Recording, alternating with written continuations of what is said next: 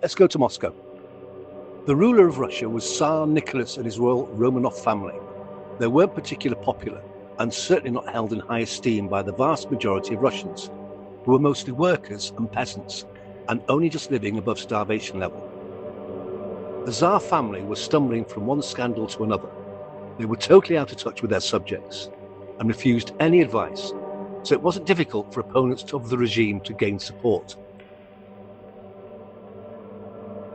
Let's welcome Vladimir Lenin, a political agitator, a hater of the establishment, a supporter of Karl Marx's doctrine, and a die-hard communist. And he wanted to overthrow the Tsarist regime and have Russia for the people and himself. He used the slogan, "Peace, land, and bread," which to starving millions was a great offer. Hang on a minute.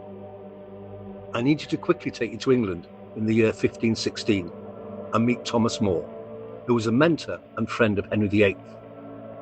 He wrote a book published that year called Utopia, which comes from the Greek word meaning no place, and it was a work of fiction, political satire, which described an imaginary perfect world, an ideally organized state. Nowadays, utopia or utopian is often used as a descriptive word meaning a perfect environment or society. The opposite of utopian is dystopian, a world or society in which people lead wretched, dehumanized and fearful lives, often under an oppressive government. So now you know. Back to Russia. Vladimir Lenin and his Bolshevik party were stirring up dissent. Don't get me wrong, Russia was a wealthy country. If you were royal, you lived in such opulence that many heads of Europe envied them. The merchant classes did well, the middle classes enjoyed a good standard of living too. Russian cities were as advanced as any other in the world. In fact, you were doing all right. You were very happy. The problem was that these people were the minority. If you were working class or a peasant from the country, life was hard and cruel. They lived hungry, starving, with no hope, and they made up the majority by a long way. Millions of them lived hand to mouth, all of them starving. Lenin hated this inequality. He was a brilliant orator and fired the people's imagination by offering an alternative to their lives, which to many hadn't changed since medieval times. He and the Bolsheviks began to turn the thinking of the majority. "We will get rid of the parasites running our country," he said. "Down with the Tsar, down with the fat, lazy bourgeoisie. It is your turn." And he used his slogan of peace, land and bread at every rally. "Great meeting that, Lenin, at the factory. They loved you," said one of his supporters. Just a couple of things, though, if you don't mind me asking. Go ahead, Igor, ask away. Well, when you say peace, we're actually in a revolution now, so it's not very peaceful. And the workers are going to have to fight. Yes. What I mean is, we'll have peace eventually, but not now. Ah, said Igor. And when you say land, does that mean that everybody will get their own little plot? Oh, Igor, I didn't mean that. What I meant is that the land belongs to all of us. Well, the state at least, which is all of us. So no one will own land. We all will. Said Igor. It's not quite what they think, you know. In fact, one of the workers has already reserved a very nice farm for himself and is quite excited. We'll decide if he lives there, said Lenin, or not. More likely, several people will live in one farm, but they won't own it.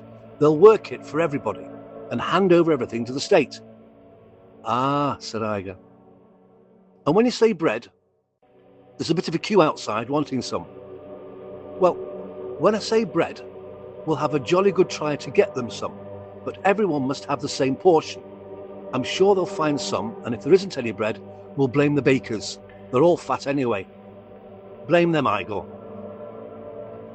Ah. Look, Igor, anyone who starts asking bloody stupid questions like you're doing and undermining my slogan, you take them by the scruff of the neck and convince them to shut up. If they don't, well, they're our enemy. And you know what we do with our enemies, don't you, eh? Now let's get on with the revolution. So even before the Tsar and his entire family, the Romanovs, were executed at Ipatiev House in Yekaterinburg near the Ural Mountains on the 16th and 17th of July, Russia was on a course to become a dystopian society. The Bolshevik Revolution couldn't allow the Romanovs to live and give hope to their supporters, the Cossacks.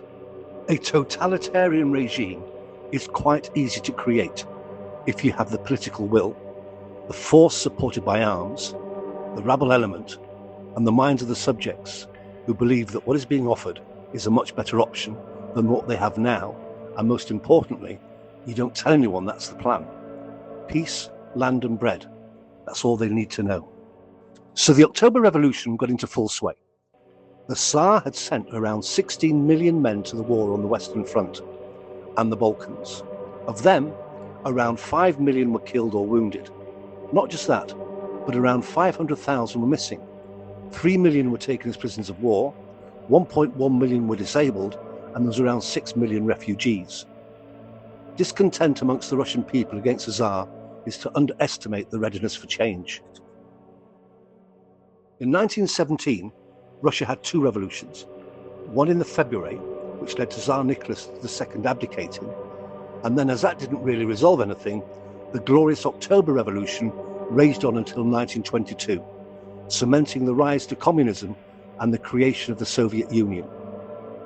Vladimir Lenin died aged 53 on the 21st of January 1924. Please welcome Joseph Stalin as the new leader, and now the dark days began in earnest. The Soviet Union isolated itself from the rest of the world. Its grip on the people was an iron fist. The people were isolated from each other too. Control was everything. Historians agree that the problem with hardline communism is that, well, it just doesn't work. It can't. A totalitarian regime inevitably crumbles. The hold on power can only be maintained by terror, submission, wretchedness and fear. The idea that everyone is created equal is a noble concept, but the folks in charge believe that some people are created more equal than others. But Stalin was very good at holding power. Brutal, unforgiving and dark.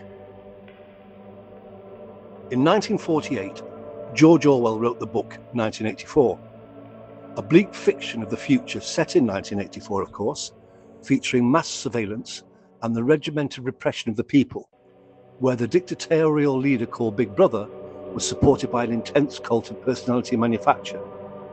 This was enforced by the party's thought police, using surveillance and propaganda to persecute and erase individuality and any independent thinking.